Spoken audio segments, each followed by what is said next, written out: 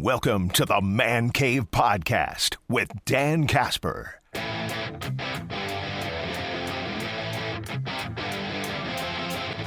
Milwaukee Bucks and Giannis. Let's kind of recap what's been a rather crazy, weird, I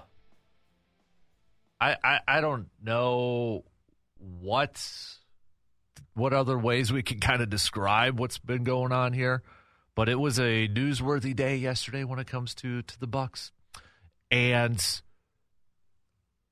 I mean, we knew this was going to happen. We talked about this, right? The more that the Bucks were losing and the slow start to the season, we knew that this was going to happen eventually, that there was going to be, national talk, maybe more rumors and reports, or a narrative that was being pushed out there that Giannis should leave, that Giannis should demand that he leaves Milwaukee.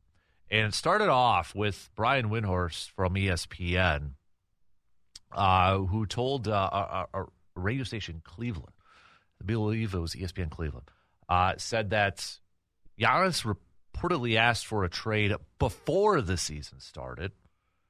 It reportedly, quote, appeared that Giannis committed himself to the Bucks for the season in everything he said and his mood, but he asked for a trade before the season.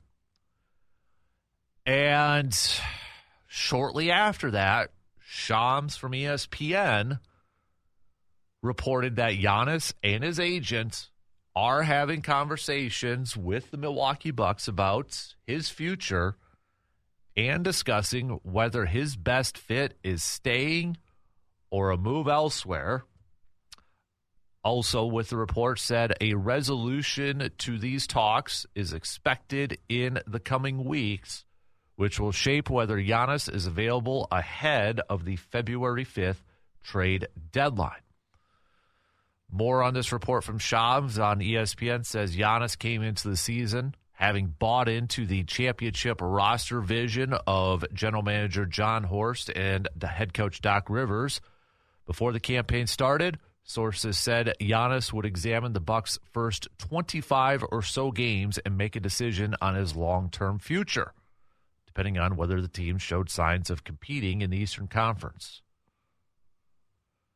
Doc Rivers yesterday said there's been no conversations and that Giannis loves Milwaukee and he loves the Bucks. Rivers also said Giannis has never asked to be traded, ever.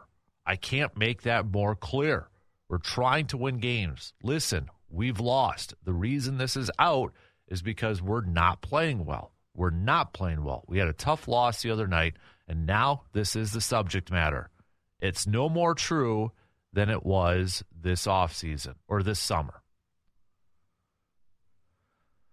Bobby Portis, after the game, so which we'll get to the game last night because it was a big win by the Bucks. And Giannis left the game early due to an injury, only played 3 minutes. Bobby Portis said yesterday, too, that the Bucks had a team meeting Wednesday morning. Said, quote, there was way more lows and highs over the last couple of weeks. So definitely knowing that tonight was a huge game, wanted to come out here and have everybody on the same page. Lots going on, a lot of chatter, a lot of media chatter, whatever it is. So just trying to keep guys' mind right, keep guys together. Bobby Portis also said in the team text group, Giannis was the first one to send a message last night talking about or saying, essentially good win, giving props to his teammates. So I don't know. I don't know who to believe. I know the easy one is I want to believe Doc Rivers. Right? I want to believe Doc Rivers. I want to believe the Bucks themselves. But that's also not to be a Debbie Downer. I mean, how many times have we always, regardless of the sport, we said, well, that's typical coach speak or whatever, or general manager speak. Who do you really believe? I don't know who to believe. I don't know what to believe. And I know, and I've been on this too. Like, okay, some of the ESPN reporting, whether it has been Shams or Windhorst or such, it's like, I don't know. No, I don't believe it, or I don't trust it. Now, I don't know if that's me just wanting to put the blinders down and just no, that is not happening. That will not happen. No. And how many times have we been burned by believing our teams or believing our favorite athletes and such, and it's only come back to bite us. So at this point, I don't know who to believe, okay? I'm just going to throw that out there right now. I don't know. You don't know. We don't know. We don't know what the truth is. Maybe it's somewhere in the middle. Maybe where there's smoke, there's some fire. I don't know. It stinks. Do I think it's being floated out there more because of the Bucks' struggles? Yes. If the Bucks were winning, this would not be talked about. If the Bucks had a winning record, if the Bucks were top 6 in the Eastern Conference right now, it's probably not being talked about.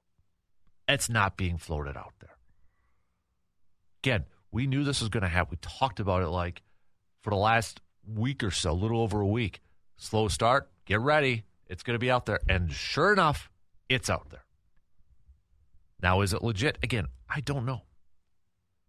But it's one of my issues that I have, whether it's manufactured or whether there's some truth to it around the NBA.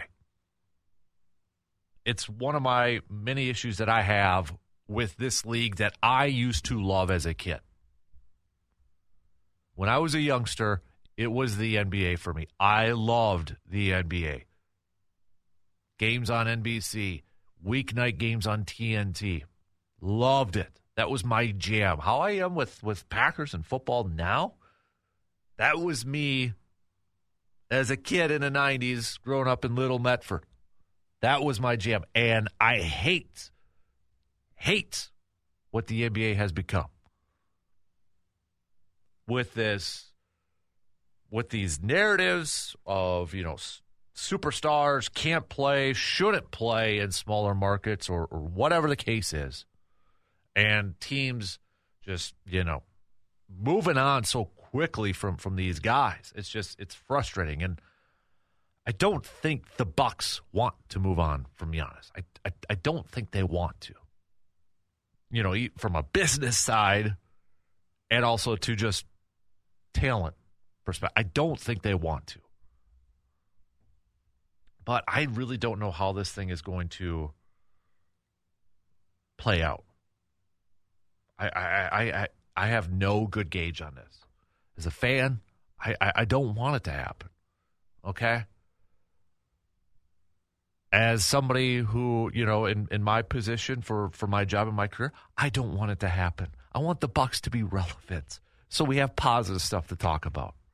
You know what I mean? So when we get to the end of the Packers season, which hopefully is February, and we have a little bit of time between baseball season, I want to be talking about the Bucks making a run in the postseason.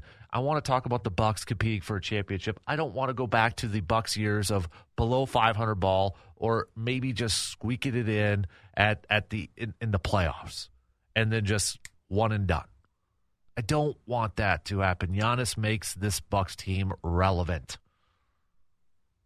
As long as he is there, it is a relevant basketball team. It's not to say that they will never, ever be relevant without Giannis, but as of right now, he makes them relevant. We're talking about witnessing one of the greatest players of all time.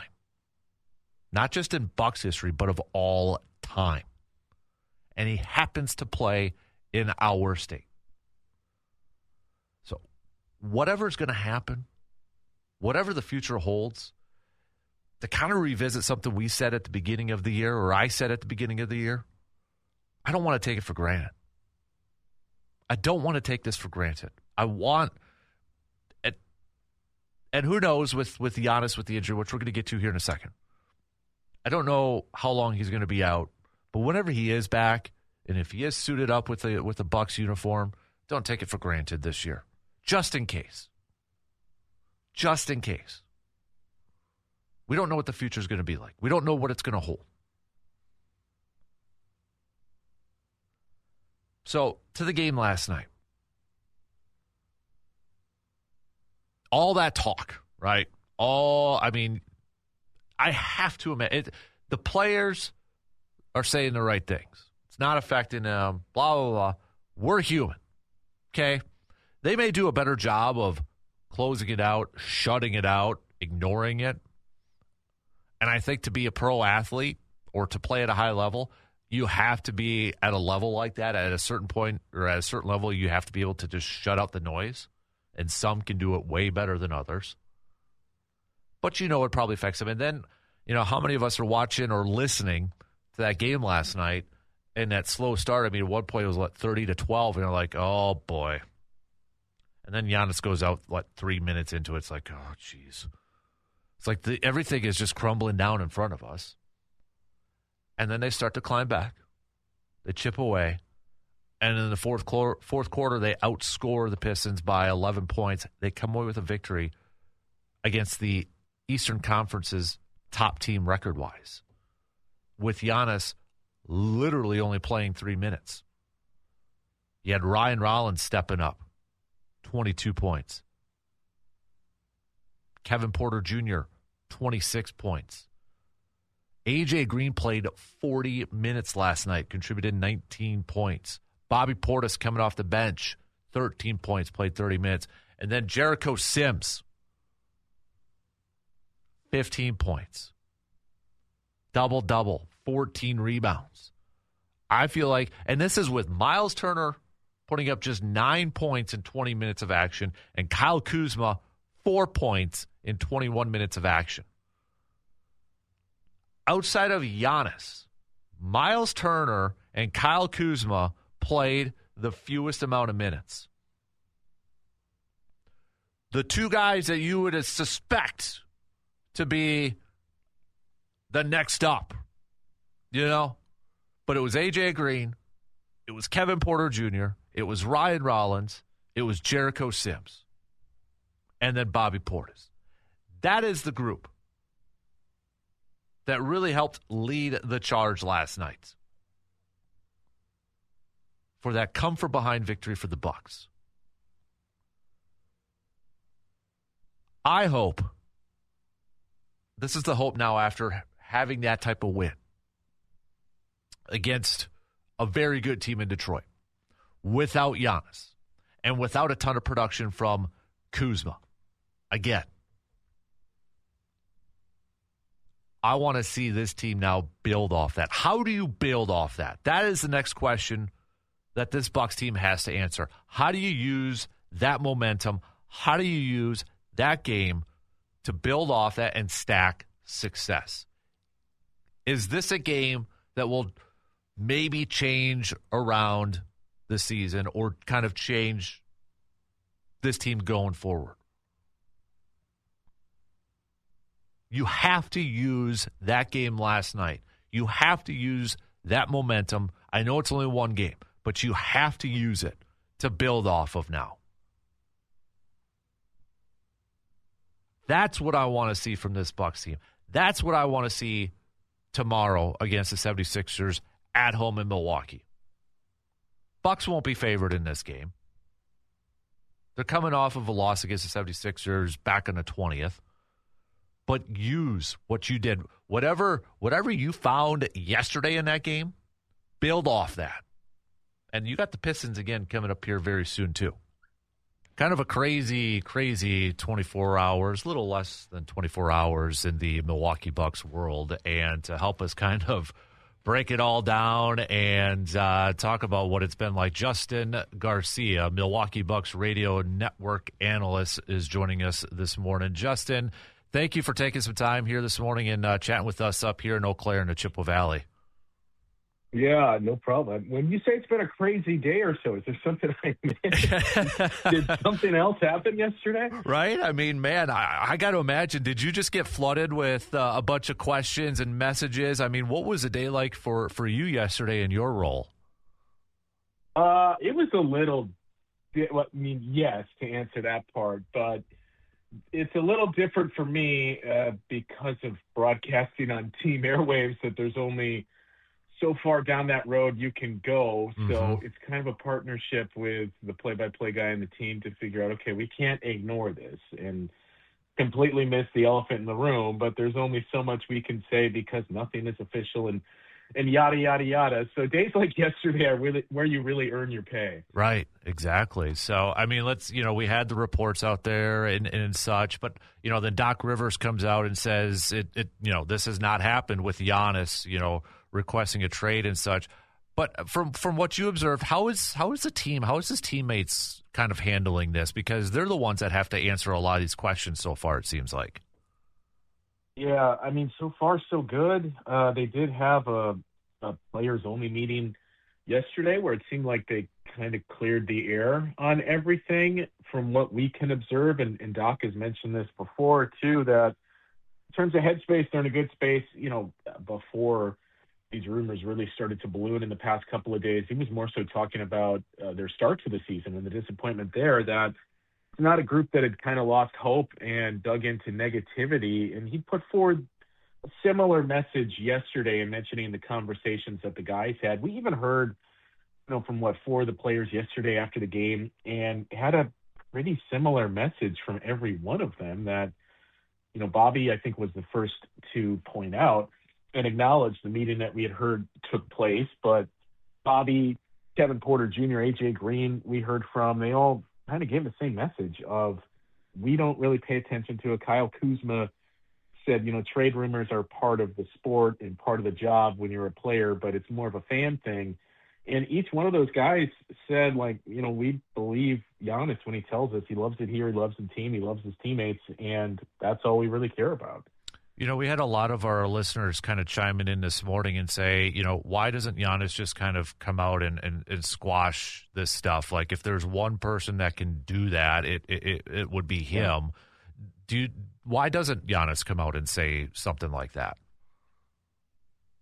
I don't know, and that's the toughest part to kind of gauge in all of this, because to that point, if you wanted the chatter to end, then you could just come out and say it. So it does kind of lend to the where there's smoke, there's fire. It's going to be a very fascinating day, I suppose, where you're right back in the same spot of 2 weeks ago, when you're just waiting for the results on what was going on with Giannis's groin that we thought at the time. And it felt like he dodged a bullet there, that it was only a 1 to 2 week timeline. So now to see what comes from this, it could be monumental for the franchise. I don't want to overstate it, but if he's going to miss significant time, that starts to change your outlook on the season. And I think the one underlying positive for the Bucks is, if that is in fact the case and your expectations do start to change on this season, if there is a season for them to do that, it is this season. And that's taking all the Giannis off the court stuff out of it, because the New Orleans Pelicans are really bad right now. And the Bucks pick next summer is a pick swap with the Pelicans, which the Hawks actually own. So if you are both bad, there's not this concern of, well, if we're bad, we're giving the Pelicans and now Hawks a really good pick. Pelicans are bad too. So if this ends up being a long-term injury and your play on the court suffers dramatically, you at least don't have to worry about losing a good asset in your pick. And that's something this team has not had for going on a decade. When you think about drafting in the late 20s, mid-20s, or not drafting in the first round at all, there is a potential scenario where the Bucks could have a lottery pick and one that's in the middle or high in the lottery this summer. Interesting. I never thought of it that way too. So, I mean, to the game last night then, Giannis, 3 minutes of action in calf strain. I know Doc said last night he was going to undergo an MRI, or was at that point. Have you heard anything? Has there been anything out there that's been released about what the results have been like so far with that calf strain, I should say?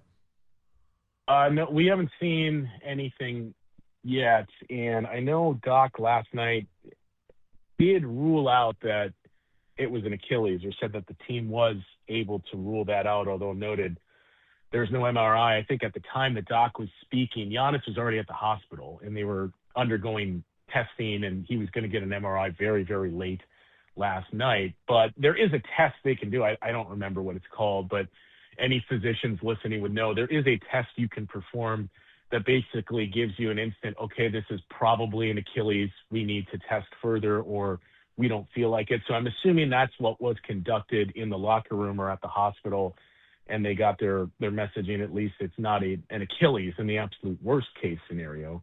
But I think everybody's just kind of going to be on eggshells here until you get the update on what it is. And in many ways, it kind of, this was a hybrid in shades of Dame's Achilles and Giannis' soleus strain, because it happened at basically the same spot on the floor where Giannis went down with the soleus injury a couple of years ago.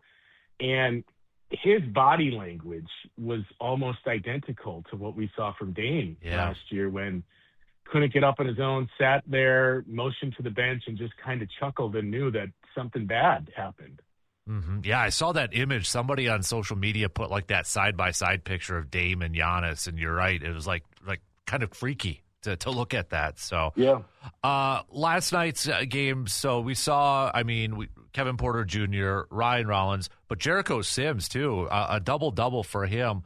Do you think the Bucks need to play Jericho Sims a little bit more going forward? Because he seems like the team's best offensive rebounder too. Yeah, well, and arguably best rebounder, period, right? But, at least in the time that Giannis is going to miss here, and I think it's safe to assume he's going to miss some time, Jericho Sims would seem to be next man up there. Doc talked about, his rolling ability, and Kevin Porter Jr. mentioned last night, he has this kind of baked-in chemistry with Jericho because they both arrived at the same time, and they were playing second unit minutes together last year with this group that kind of knows where to put it up for him. And Jericho is a very good rim runner. He's a good screen setter. He is a terrific rebounder. These are all things, the rim running part outside of Giannis that the Bucks have not really had much of, not just this season, but the past few seasons. So you do need that guy that's going to put pressure on the rim for these defenses, especially with your shooting ability. Jericho Sims can fit that. And I think the challenge, too, and why he hadn't gotten minutes, the offensive game is still obviously a work in progress. In many ways, it's kind of similar to the offensive threat that Andre Jackson Jr. poses in their play style, in that they're both very good defenders that can defend multiple positions and good rebounders. But the offensive game is a challenge. We've seen Andre show the ability to hit threes, albeit not at a high volume, but that's about it. For Jericho, he has to play around the rim. And the challenge with finding minutes on this team specifically is that you've got another guy on the team, when healthy, that is pretty elite at doing that and taking up space around the rim. So if Giannis is going to miss time, that'll open that up. And it seems to make Jericho Sims more of a natural fit on the floor with guys like a Miles Turner and Bobby Portis who can space the floor. So I wouldn't expect a 15.14 rebound performance nightly, but, you've seen enough in him with his defensive ability and rebounding to know there's something here. And if we can just continue to work on the offense, and maybe he can sprinkle some other things in besides just lobs and dunks, like if he could develop a floater, which he has tried a couple times this season, but if he could get that, or even, it's more an off-season task, but if he could get a corner three and become that type of threat, that changes a lot of the trajectory for his career go forward. Justin Garcia, Milwaukee Bucks radio network analyst, joining us here this morning. Justin, with this kind of the slower start to the Bucks to the first quarter of the season, when you kind of look at it, has it been the defense has kind of been the biggest issue for the Bucks, or would you say it's maybe a couple other things that have been rearing its ugly head? Well, I think consistently it's been the defense. If you looked at the non-Giannis minutes, the defense and offense have been poor. When Giannis went down, I looked at the stat and mentioned this, I think, on our broadcast, and tweeted it out too, that the eye test tells you, man, the Bucks are really good when Giannis is on the court and not so much when he's off. But the numbers were even more dramatic than I anticipated. They were the number one offense in the league with his minutes. They were the number 30 offense when he was off the floor. And they played in the minutes he was on the floor, not full games here, but with him on the floor, they played at a 58-win pace by all of their offensive metrics. With him off, it was a 14-win pace. And you hear the 14 number and think, well, that's crazy. But then you see the 5 games that he missed and just how much of a struggle it was offensively, and it starts to kind of match that number.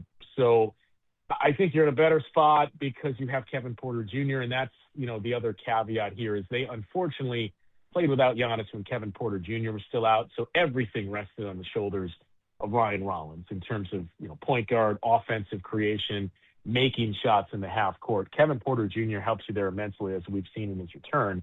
But defensively, even with Giannis on the floor, this team has not been good enough there. And it comes down to a couple of things, really just their size, right? And that's kind of morphed into everything else, that they are playing undersized with 3 guards starting next to Giannis and Miles Turner.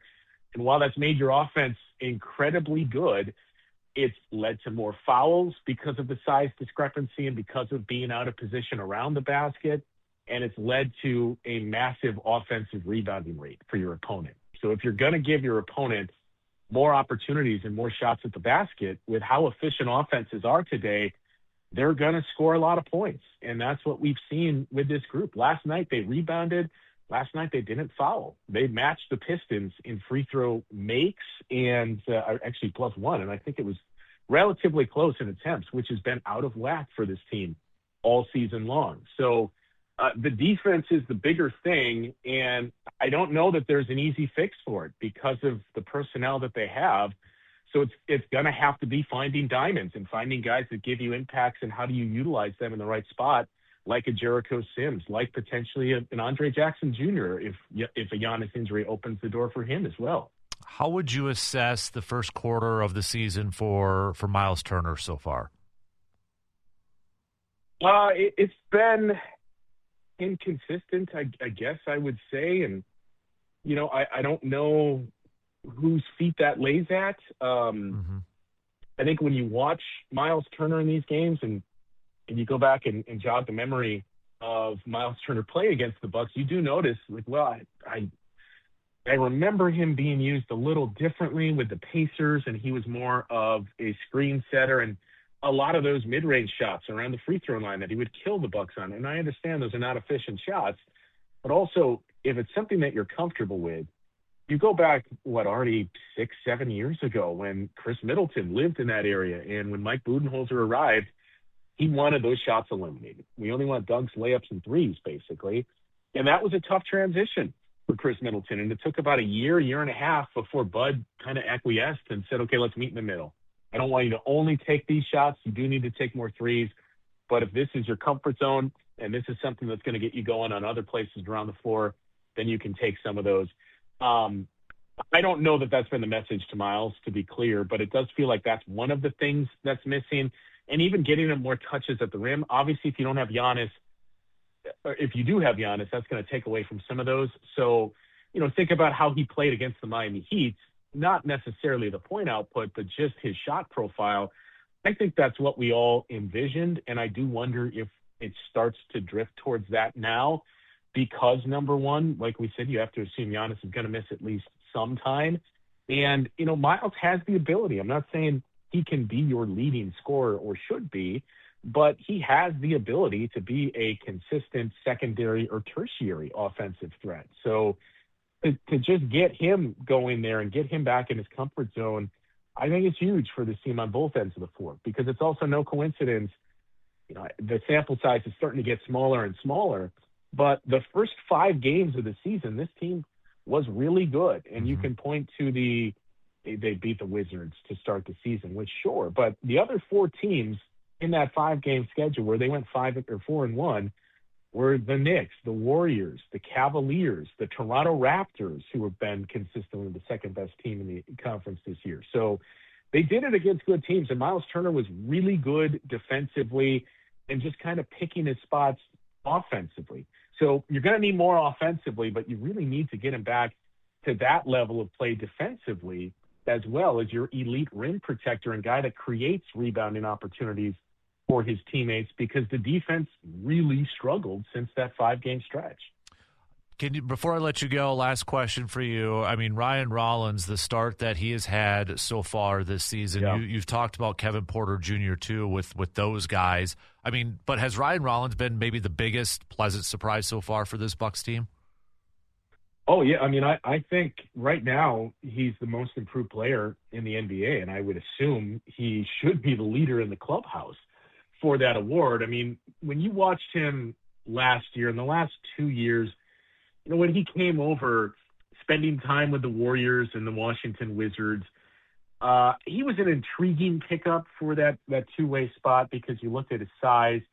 And I know some draft analysts like Sam Vecini of The Athletic from day one, going back to that draft that Ryan was in, was incredibly high on him and had him rated as a first-round talent because of his length and defensive ability, but he can score at 3 levels. So he can hit threes, he can score in the mid-range around the free throw line, and he can get to the rim and finish in the paint. And, you know, you saw maybe flashes of it, but it's always hard to project that with guys in his spot because you're thrown in, for lack of a better phrase, in garbage time at the end of games, not going up against the best defenders. You can flash some things, but you also have to, you know, caution how much of this is real and how much of this is what he's going against. Last year, when the injuries came and you had to give him more and more minutes, you think back to how electric he was in that Raptors game, which he also suffered the shoulder injury in. And you really started to see more and think, okay, at the very least, I think we got a rotational piece in this guy. So to see his progression from that to now, you know, arguably he is your second best player behind Giannis because of his ability to do all of those things. And even Giannis a week or two ago saying what Ryan Rollins has done is unlike anything I've ever seen in terms of his growth over a 2-year period to go from bouncing around from 2 other organizations, landing with us on a 2-way deal, becoming a guy that showed us flashes a year ago, and now he's this, where he's announcing he's arrived. That's unlike anything I've ever seen. And this coming from Giannis with his journey certainly carries much more weight. So, you know, I just go back to the summer when he was a free agent and the Bucks had to make him a restricted free agent to clear up more space to sign Miles Turner. They obviously intended to keep him, but it was a precarious spot because anybody could have plucked him without the Bucks having the opportunity to match. And there's probably 29 teams in the league right now. When you look at the deal he's on, which is just barely over a minimum contract for 3 years, there's 29 other teams in the league looking at it and saying, this wasn't a mid-level deal that we didn't have or that we would have had to really think, I don't know, is this guy worth $15 million? This is basically the veteran minimum that the Bucks paid him and got him locked up for 3 years. Like, we could have done that, and that could have changed things massively for us. He's Justin Garcia, Milwaukee Bucks radio network analyst. Dude, appreciate the time, man. This was awesome. Keep doing what you're doing, man. Listening to you every night and such. We appreciate you hopping on here in the Chippewa Valley and educating us a little bit more about what's going on with the Bucks. Yeah, anytime.